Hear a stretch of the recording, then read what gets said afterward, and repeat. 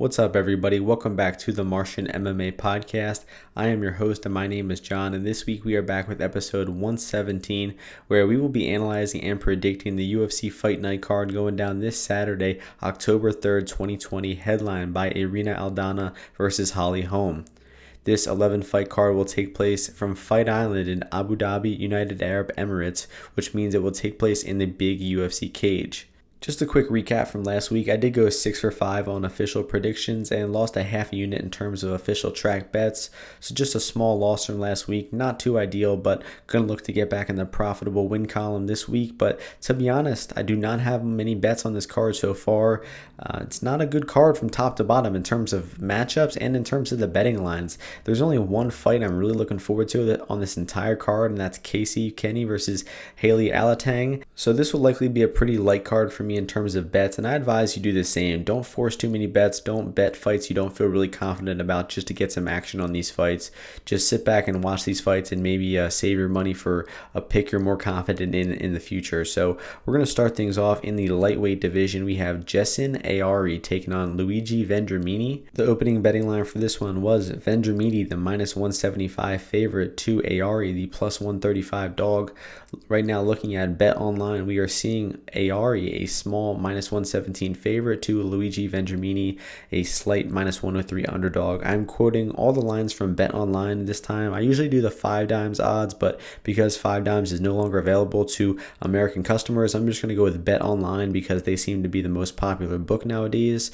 So these current lines that I'm quoting are from Bet Online, just in case you were wondering. So getting down to analyzing this Ayari versus Vendramini fight, both these guys are coming off of pretty long layoffs. Neither of them have fought since late 2018 when they both lost their last fights. Ayari, I thought, should have won his last fight. It was a decision over Stevie Ray. I thought he was counterpunching Stevie Ray pretty easily and had solid boxing technique in that fight. Not the highest output, but was clearly outboxing and outstriking Ray in that fight. It's really just Ayari's takedown defense, his defensive grappling that give him big problems. He was taken down by Darren Till in his fight not that long ago, which says a lot because Till is not a good grappler, and Ayari was taken down pretty easily. So the biggest question in this fight is going to be Ayari's takedown defense, and he's taking on Vendramini, a guy with only one fight in the UFC. That fight was at welterweight versus Zaleski dos Santos. I think that was a short notice fight. He was kind of thrown to the wolves in his first fight and did get finished in round 2.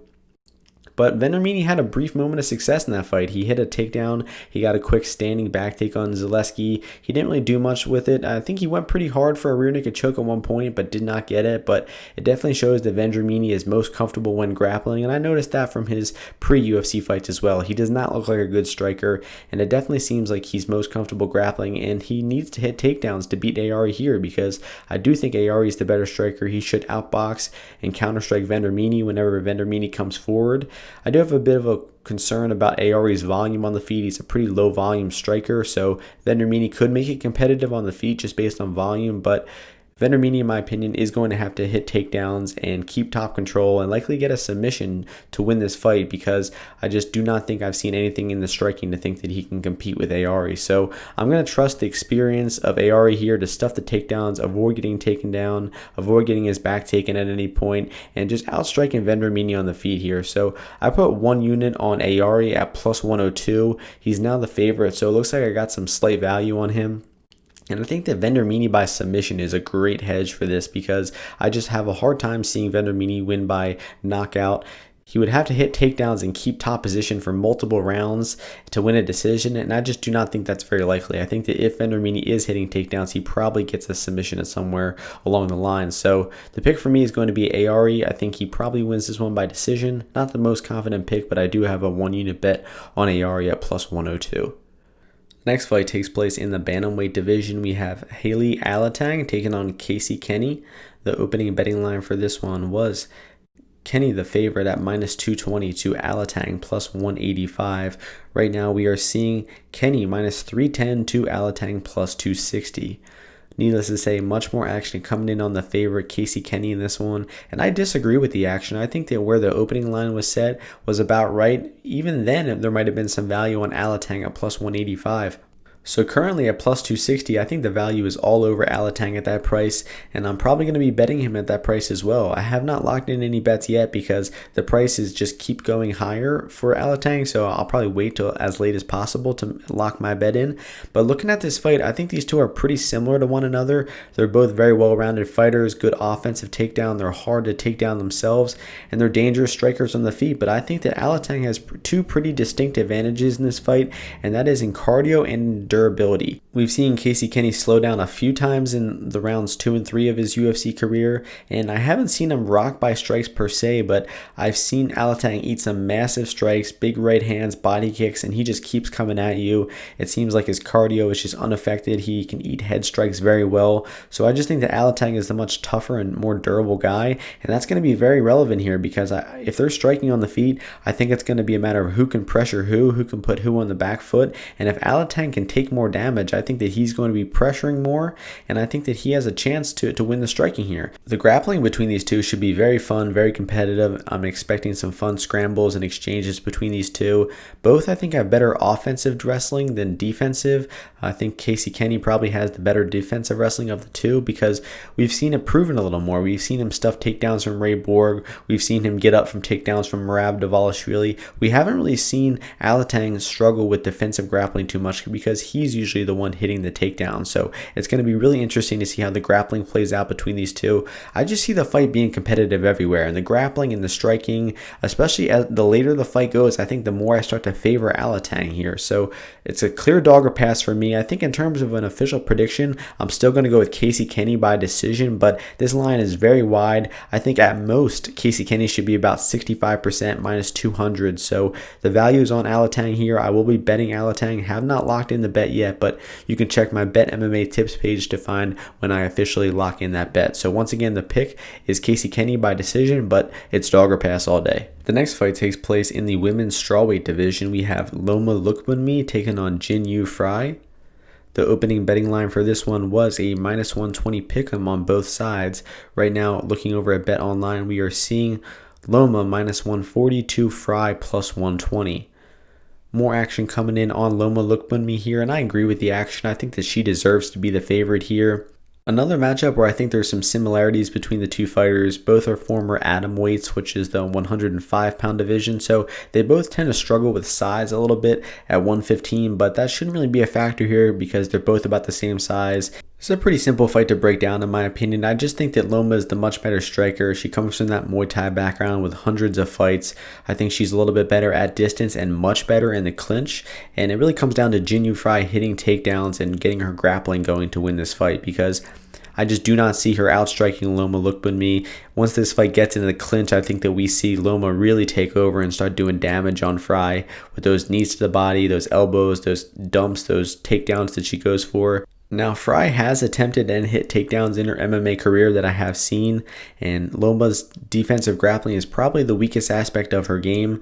But I just do not think we've seen reliable enough takedowns, reliable enough wrestling out of Frey to think that she hits takedowns here. She might get a quick trip takedown or a throw in the clinch of some sort and get some small top time here, but I do not think that Frey is going to do enough with the takedowns to win rounds, to possibly get a submission, and I think that Loma probably works her way back up to the feet or just avoids the takedowns altogether and keeps this one striking and outstrikes Jin-Yu-Frey here. So the pick for me is Loma Lookboonmee by decision. At minus 140, I do think there's a bit of value left on her. I would cap Loma closer to 63-65% here.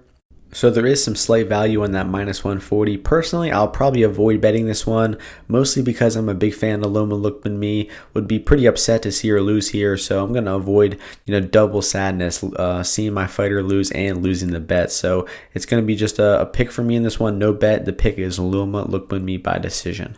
The next fight takes place in the middleweight division. We have Nasruddin-Imavov taking on Jordan Williams.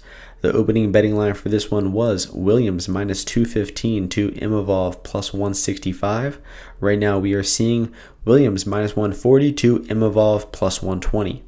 More action coming in on the underdog Imavov here, and I understand why the action is coming in, although I don't necessarily agree with it. I do think that Williams should be a favorite in this fight, and at minus 140, the value is on Jordan Williams here, but I do agree where the opening line was set was probably a bit too high in favor of Williams. Williams is the much more proven fighter. There's way more footage of him out there on the internet. There's footage of him beating actual good fighters. There's contender series fights of him, while Imavov is very untested. He has not fought anybody really good in my opinion. Imavov has actually fought most of his career at 170 pounds, so he's moving up to 185 here on short notice. And it's a winnable fight for him, no doubt, because Williams is not a big middleweight. He does not cut much weight at all because he's a type 1 diabetic. So he's not going to be at a big size disadvantage here, Imavov. But I just think that he is too inexperienced. He has not shown enough against good competition to think that he can come in here and beat Williams, because we've seen a lot of footage of Williams. He's been on the Contender Series 3 times. He had 2 solid wins. One was a dominant win over Karen. One was a bit of a closer fight against Rodriguez just about a month or two ago. He was actually losing the first 2 minutes of that fight, but was just constantly pressuring Rodriguez. Eventually threw a barrage of punches that rocked Rodriguez and led to a round 1 knockout. But Williams' most impressive performance, in my opinion, is his loss against Kuramagomedov. That was an incredible fight on the Contender Series. If you haven't watched it, I advise you go watch it right now. A back and forth, 15-minute high-intensity fight. He stuffed takedowns. He got off of his back. He showed great defensive grappling in that fight. He was hard to take down, and he showed high output, good durability, good striking technique. I mean, we saw a lot of good things from Williams in that fight, and that's partially why I'm confidently picking him here. We've just seen so much more footage of him, and he's so much more proven against this UFC level of competition where I just can't be confident in Imavov at all. So I think Imavov has a small chance for an early knockout here, but the later the fight goes, I think the more skill and the more experience of Williams takes over, and his pace and pressure is going to take over as well. So in terms of an official prediction here, I think I'm going to go with Williams late knockout, probably round 2, round 3. Could see it lasting to a decision, but with the way that Williams fights, his pace, his pressure, his output, I think he probably breaks Imavov down at some point and gets that late knockout. So the pick is going to be Williams by round 3 knockout, and at minus 140, there is value left on his price. The next fight takes place in the featherweight division. We have Charles Jourdain taking on Joshua Culibao. The opening betting line for this one was Jourdain minus 300 to Culibao plus 250. Right now we are seeing Jourdain minus 454 to Culibao plus 354. More action coming in on the favorite Charles Jourdain here, and I understand why. He's the much more proven, he's the better fighter in my opinion by a pretty wide margin, but with the way Jourdain fights, he's a little reckless, aggressive at times. He likes going for that knockout. He's a very flashy, fun fighter. I just don't think that you can trust that type of fighter at minus 400 here, and I fully expect him to win the fight. I think his chances are 80%, kind of what the odds indicate, but I would just advise passing on this line, maybe even avoid throwing it in a parlay, because Jourdain's style is just prone to gassing out. It's prone to maybe getting taken down at times. He got taken down a few times by Andre Fili. So that's how Culibao's going to win here. In Culibao's one and only fight in the UFC, that was at lightweight versus Jalen Turner. He was getting outstruck, hurt bad on the feet, but he just kept shooting takedowns. He was shooting sloppy takedowns. He wasn't really getting them. Turner was ending up on top, but that's probably how this fight goes, is we're going to see Jourdain busting Culibao up on the feet with strikes, and then Culibao is going to look to level change to get a desperate takedown and to get Jourdain down to the floor. And Jourdain does not have great defensive grappling. He did get taken down a few times in his most recent fight against Andre Fili, but Fili is actually a solid fighter, great grappler, on a much different level than Culibao, so I cannot rely on Culibao to hit takedowns in the same way here. So very small window for Culibao to win by submission. I think if he wins, it is inside the distance by a crazy knockout or submission. I think he has virtually no chance of winning by decision. So the pick for me in this one is going to be Charles Jourdain by late TKO or decision. Culibao can take a shot. He took a lot of punches versus Jalen Turner, but that was at 155. The weight cut might affect him a little differently, so I think we see a late knockout from Jourdain here. I just think the skill difference between these guys is just going to be so vast that Jourdain eventually overwhelms him and leads to a finish. So I'm going to go with Jourdain round 3 knockout here as an official prediction, but skip betting this one. It's dog or pass all day. I don't even think there's any value on the dog, so just look to prop bet this one or just not bet it at all. The next fight takes place in the welterweight division. We have Condit-McGee taking on Carlos Condit. The opening betting line for this one was Condit, the -140 favorite, to McGee, the +120 underdog. Right now, we are seeing McGee -133 to Condit +113. The line has flipped. We are now seeing McGee as the favorite, and I agree with that action. I think that McGee should be the favorite here, and I think it's pretty obvious. Just taking a glancing look at their records, Condit is on a 5-fight losing streak and is 2-8 in his past 10 fights, and Court McGee is 3-7 in his past 10 fights and 1-4 in his past 5. So both these guys are vets. They're struggling. They're at the end of their careers. But if you watch their fights, I think that one of them is much more promising, much more competent late in their career, and that is Court McGee. I was rewatching some of Condit's fights today, and it just seems like all aspects of his game have severely regressed. His striking technique, which he was once known for, was once a crisp striker, could go 5 full rounds, had some amazing fights over his career, but his striking technique is not as crisp. His speed has gone way down. It looks like his footwork is really sloppy. He doesn't seem to have his feet underneath him a lot of the times. And of course, the takedown defense. That's the biggest problem throughout his entire career. He just really struggles with stopping takedowns. And I will say that once he got taken down by Mike Chiesa, he did a good job throwing up arm bars off his back, going for leg locks to stand up, getting his guard back. He still has very good guard retention and ability to get back up to his feet, but Condit's big problem is he cannot stuff the takedown. He cannot keep his back off the cage. And I think Court McGee is just a much more capable fighter at this point in their career. Court McGee has much better volume. He throws more strikes. He seems a bit more durable. Although McGee has been dropped a few times in his recent fights, he's hard to finish. He's been to the decision with some tough guys like Sean Brady, Diego Lima, and was getting outstruck in those fights and kept coming forward and won round 3 of both of those fights.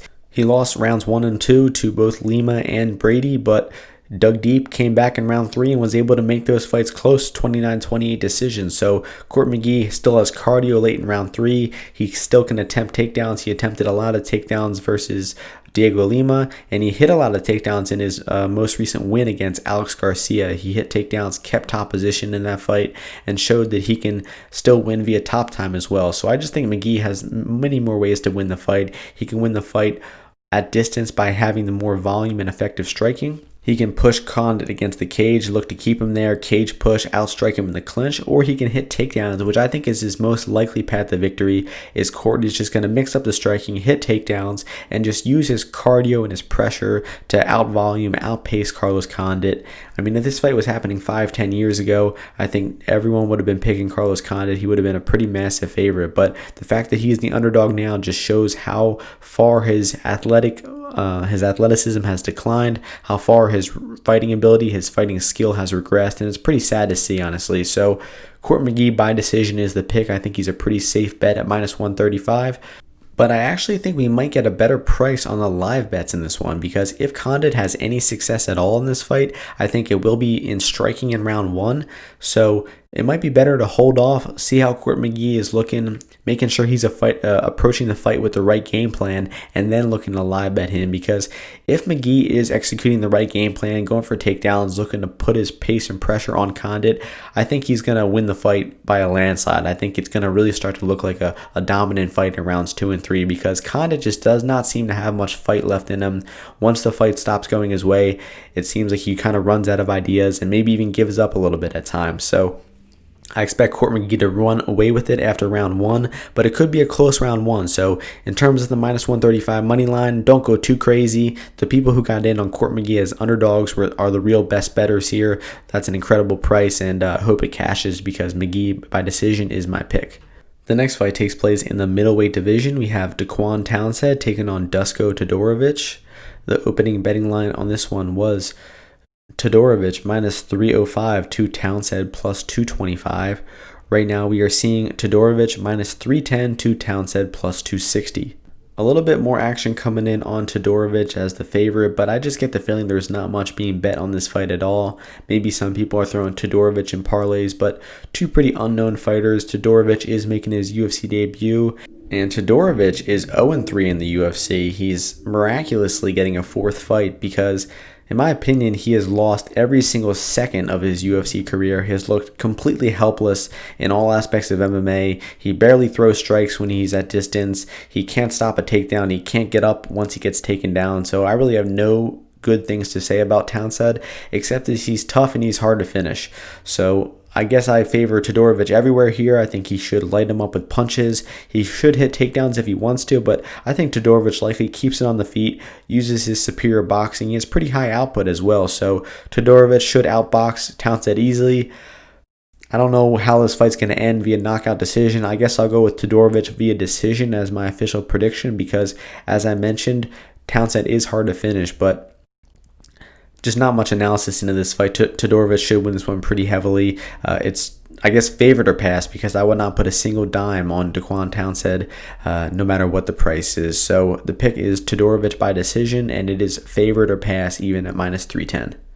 The next fight takes place in the bantamweight division. We have Kyler Phillips taking on Cameron-Else. The opening betting line for this one was Phillips the favorite at minus 275 to Else plus 235. Right now we are seeing Phillips minus 480 to Else plus 380. More action coming in on the favorite Kyler Phillips here, and I guess I agree with the action even though it is short notice, and I don't really advise betting on these big favorites on short notice. Just so much random stuff can happen. Phillips was the one who was preparing for a fight on this card originally. He was supposed to fight Dana Bakkarel, but Bakkarel fell out, and Cameron-Else is coming in here on short notice. And doing some tape on Else, I gotta admit, I was pretty unimpressed with what I saw. His most recent fights are 6 wins, 6 knockouts in round 1, and right away you gotta fade those type of records. It just seems like he's being given really easy matchups, and he's kind of looking unimpressive when he does so. It's not like he's knocking them out in highlight reel fashion. They're kind of just underwhelming wins. I was able to watch some footage of Else's recent losses as well, and it just seems like he's such a clear round 1 or bust fighter. If he does not get that finish in round 1, it seems like his cardio just falls off a cliff.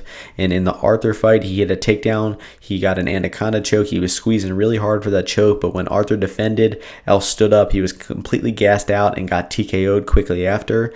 In the fight versus Whedon, he was engaging in a crazy brawl. He dropped him in round 1. He kept top position for 4.5 minutes, but then in round 2 was completely gassed out, had no striking defense, and was knocked out 30 seconds into round 2. So Else is a clear round 1 or bust fighter. All 10 of Else's wins have come in round 1. So if you want to bet Else here, bet him round 1 prop, round 1 knockout prop, something like that. And I barely even have to talk about Kyler Phillips here, but I will pay him some quick respect because I was really impressed with his last fight against Silva. He was able to stuff takedowns in that fight. He was able to hit his own offensive takedowns. He had good cardio in round 3. He had high output, exciting striking. He was throwing a lot of flashy techniques on the feet. Very fun fighter to watch. And going into that fight, I was kind of unimpressed with him. I was actually betting against him there, but I was really humbled because Phillips dominated that fight. 30-27 Silva, just shut down Silva and actually out-grappled Silva late. So just beat him in his own game. So Kyler Phillips is an impressive prospect. I don't think Else will be much of a test for him. And I think that if Phillips is able to withstand that round 1 storm, he should get a knockout pretty quickly into round 2. So the pick for me is Kyler Phillips by round 2 finish, and those round 2, round 3 props will have a lot of value because every time the fight has gone outside of round 1, Else has lost. So the pick for me is Kyler Phillips by round 2 finish of somehow, and it's a pretty safe parlay piece. And if you want to bet Else, do it round 1 prop or don't do it at all. The next fight takes place in the women's bantamweight division. We have Germaine de Randamie taking on Juliana Pena. The opening betting line for this one was de Randamie minus 185 to Pena plus 160. Right now we are seeing de Randamie minus 139 to Pena plus 119. This line has actually been going all over the place. The early action came in on Pena, and de Randamie was actually the plus 120 underdog for a short amount of time. Congratulations to anybody who got in on de Randamie as an underdog. That's a great bet because she is now the minus 140 favorite. I think that's much more appropriate. And I think that people are kind of just defaultly guessing that Pena would win this fight because she's a decent grappler. They were thinking that de Randamie got taken down and dominated on the mat by Nunes, and that Pena should probably do the same thing here. And to be honest, I was kind of under that same thinking until I did the tape on these two and realized that Pena has a very limited win condition. In my opinion, she needs to hit takedowns to win. She's not going to outstrike de Randamie on the feet. De Randamie is the much better distance and clinch striker. So Pena needs to hit takedowns, needs to get her heavy top pressure going and get her submissions going. And if Pena can get de Randamie down to the floor, there's a great chance that she outgrapples de Randamie, that she keeps her on her back. She attempts submissions, she passes guard, she lands ground and pound, because Pena is very heavy from top. But it's the question of, will she get there at all? And I do not think that she will. There's a big distinction in this fight in that de Randamie had stuffed a lot of takedowns going into the Nunes fight, and a lot of those takedowns were upper body takedowns. Like Raquel Pennington would push her against the cage, would clasp her hands together and go for takedowns, but she failed.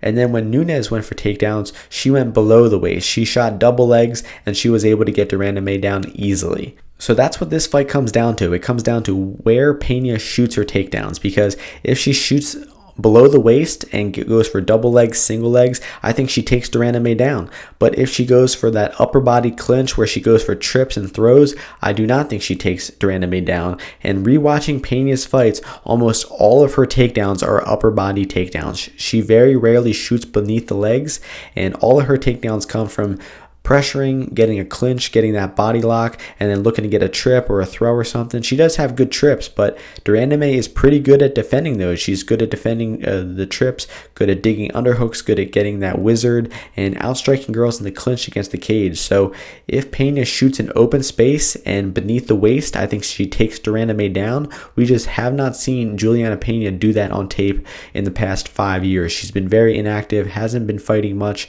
In the few times that she has hit takedowns in her most recent fight, in round 2 of the Shevchenko fight and in round 2 and 3 of the Montano fight, they were upper body takedowns. They were those trip takedowns, outside trip, inside trip, and I just do not think that she's going to hit those on a solid fighter like de Randamie, who kind of specializes in defending those upper body clinch takedowns. So maybe I'm dead wrong about this one, have a bad read. Maybe Pena goes for those upper body level takedowns and hits them anyway. Or maybe she does the smart thing and alters her strategy and shoots beneath the waist to try to get de Randamie down.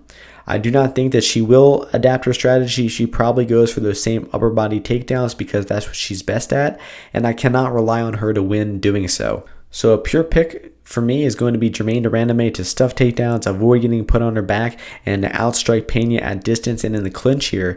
But in terms of bets, I think that this fight could be over at one takedown beneath the waist. So in terms of bets, it's dog or pass for me. I do not think that I will be laying the chalk on de Randamie here. And if anybody got in on her at plus money or maybe minus 110, minus 120, I think those are pretty solid bets. But as the line gets steeper in favor of de Randamie, I think it's going to be a pass for me. And it really comes down to where Pena shoots the takedowns here. So if Pena has the right strategy, she's shooting beneath the legs, look to live bet Pena here, because I think that she eventually will get the takedowns, will get the top time, keep top position, and probably win by decision or possibly even submission at some point. But in terms of a pure pick, it's going to be Germaine de Randamie by decision, and it's dog or pass in the betting window. The next fight is the co-main event of the card. We have Carlos Felipe taking on Yorgan De Castro. The opening betting line for this one was De Castro minus 270 to Felipe plus 230. Right now we are seeing De Castro minus 235 to Felipe plus 200. More action coming in on the underdog Carlos Felipe in this one, and rightfully so.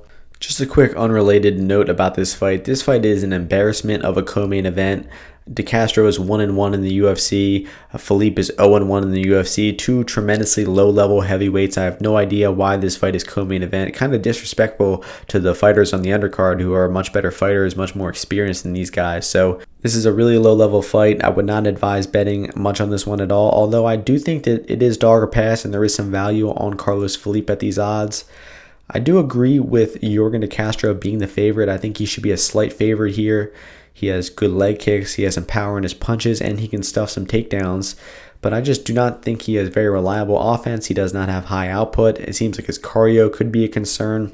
Getting over to Felipe, he got dominated in his UFC debut, was getting outboxed by Sergey Spivak. He stuffed some takedowns early, but in round 3, he eventually got taken down, got dominated on bottom in round 3. He made it to the decision, was tough, didn't get finished. He ate some big shots on the feet and was hard to submit on the ground. So it's going to be hard to see Yorgan De Castro knocking out Felipe here because he can take a massive shot. We've seen that already, and we haven't really seen the chin of Yorgan De Castro tested too much. I basically just think that Philippe can make this fight competitive everywhere. I don't think either will have a massive striking advantage. I think that Philippe will come forward and throw enough volume to give De Castro problems. And De Castro's path to victory is really that leg kick, just shutting down the lead leg of Philippe, outboxing him, and likely scoring a knockout. I could see a knockout on either side from these guys. I could also imagine this fight being a very low output, boring fight that goes to the decision, where it's a toss-up, split decision type of fight.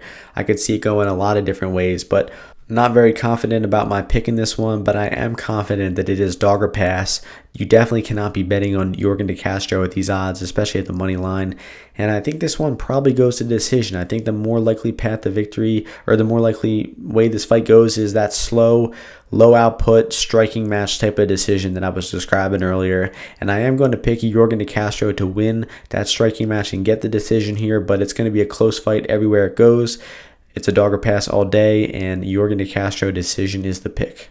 The next fight takes place in the women's bantamweight division, and it is the main event of the evening. We have Holly Holm taking on Irene Aldana. The opening betting line for this one was a -110 pick'em on both sides. Right now we are seeing Holm, the slight favorite, -118 to Aldana, the slight underdog, -102. So this fight is really bad. It's probably going to be a 5-round, boring, low-output decision, where it's going to be a split decision where the wrong fighter wins, to be honest. But I guess we have to analyze it as best as we can, try to remain impartial, and it's going to be hard to do because nobody likes Holly Holm. She consistently produces boring fights. Her fights lately have been absolutely terrible. She just clinches her opponents up or goes for takedowns and doesn't really do much with the clinch, doesn't do much with the takedowns. She isn't really throwing any distance strikes. So based on logic alone, I would not be betting on Holly Holm, a 39-year-old woman who barely lands strikes, to win this fight. With that being said, I do think that Holm has more ways to win the fight. I think that she can compete on volume and maybe win at distance, although I think it's very unlikely. Her most likely way to win the fight is to get the fight in the clinch, to push Aldana against the cage, to look to hit takedowns, and to look to just grind her out against the cage in that stalling type of fight where she beat Megan Anderson, where she beat Raquel Pennington lately. That's really the way that Holm is winning her fights. She uses her massive strength to clinch her fighters against the cage and just holds them there and doesn't do much. She doesn't land many strikes. She doesn't look to hit takedowns very often, although she did against Megan Anderson. I just really don't see that clinching and stalling approach being enough to beat Irene Aldana. Aldana does sometimes struggle with getting pushed against the cage, with getting taken down. Raquel Pennington was able to do that a little bit when they fought, but I just do not think that that's a reliable path for Holly Holm here. I think that Holm is probably going to get lit up with strikes at distance. I think Aldana is the more effective and damaging striker at distance. And anytime Holm is going to try to pressure forward and get that clinch, I think that Aldana is just going to move backwards, is going to use her jab to outstrike her, and to just keep this fight at distance, because that is where I think that Aldana has a pretty significant advantage here. I think the speed is going to be a big factor for Aldana. She has a big speed advantage in her hand speed and her punches, and she's got big power in her hands, which was evident in her last fight. She knocked out Ketlin Vieira with a left hook, one punch knockout from a woman. Very rare you see that, but that just goes to show how powerful Irene Aldana's hands are. I don't really feel like spending too much more time analyzing this fight. Aldana is the better distance striker. Holm is the better clincher and the better grappler. So it really is going to be a battle of footwork and distance and where the fight takes place at. I'm trusting Irene Aldana to have the footwork, have the boxing to keep Holm away, to keep her back off the cage, and to outstrike Holm at distance. And who knows what could happen in those later rounds. We might see 5 rounds of slow, low-output kickboxing, or we might see Aldana turn up the pace and look to actually finish Holly Holm and make a real statement in those later rounds. But in terms of pure pickos, I'm going to go with a 5-round decision win for Irene Aldana. I think it'll probably be 49-46, maybe 48-47. Holm probably has some success with her clinching, with her stalling, with that cage pushing, but I just don't think it's going to be enough to win rounds, to win the fight in the eyes of the judges. And it's probably going to be a close split decision type of fight, very close, narrow decision, but I think that Irene Aldana has much more upside. She can win the fight much more convincingly, and that's going to be my pick for Aldana to outbox, outstrike, and win a decision here. So the pick is going to be Aldana. No bets on this fight yet because I just think it's a dumpster fire of a fight. Terrible matchup on both ends. It has all the writing on the wall to be a really boring 5-round decision. So maybe you should just wait to live bet this one. Maybe don't even bet this one at all and just save your money for some better fights, which has kind of been the theme of this podcast so far. This is a very bad card. I mentioned in the beginning, there just aren't very many betting spots that intrigue me here. A lot of low-level fighters, a lot of fighters making their UFC debuts. So don't go crazy betting on this card. Keep it small and make some smart bets out there. But that is going to do it for this podcast. My official bets are going to be on my Bet MMA tips page, which is in my Twitter and the YouTube description. So check out that page to see my official bets on the evening. The only official bet I have so far is Jessin Ayari at +102. So that's going to do it for the podcast. I will see you all next week. Thank you all for listening. Hope you all win some bets this weekend. Peace.